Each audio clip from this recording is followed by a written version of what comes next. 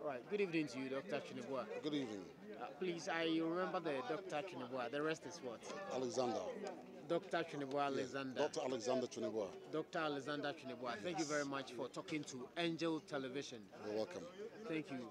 Please, you are the chairman of the Ghana Property Awards. That's correct, Good. yes. Please, can you give us an appraisal of what has happened?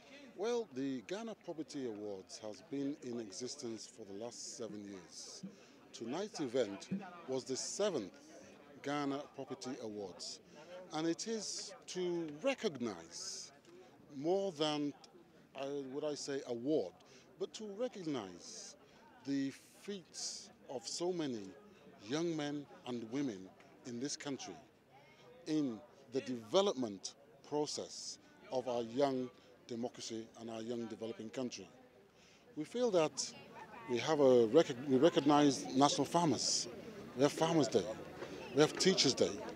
What we haven't been able to establish yet is an award for developers and people who provide us with shelter. There are three basic elements to human existence. Without those three basic elements, we cannot exist. That is food, shelter, and clothing. And we are the second providing shelter for the good people of this country. All right. Doc, you said that you want to recognize the feat attained by young people in this country in terms of Ghana Property Awards. Can you elaborate on that? Yes, well, if you look at when I say young people, you look at the real estate or the property industry in Ghana, it is a relatively young, very young industry. If you look at the other industries around us, the real estate and property industry in Ghana is still relatively in its infancy stage, and it is still developing. Yes, we have made mistakes. Yes, we are making mistakes. But the good sign is, the general trend is, we are accomplishing more each day and getting better. We have heard the minister talking about a deficit of 1.7 million housing units for Ghanaians. How are we, as Ghanaians, going to reduce that deficit so our average Ghanaian citizen has somewhere decent in order for him to lay his head?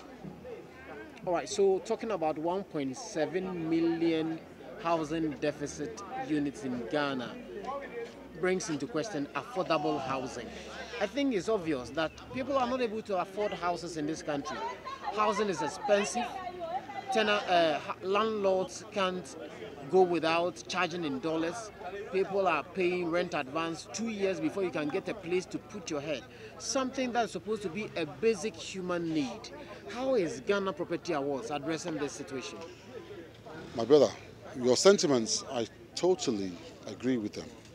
We need to promote. If we were not having these awards, people are not able to see what we are doing. So we need to promote and also encourage people to look further down the ladder at our brothers and sisters. But let me tell you, the provision of housing is enshrined in the Constitution. In the 1992 Constitution of Ghana, the provision of housing, according to every man and woman's status, should be provided for. That is in the Constitution. That clause in the Constitution is very, very rarely read or recognized. And most of the people are in the private sector. The private sector alone cannot address that 1.7 million housing deficit.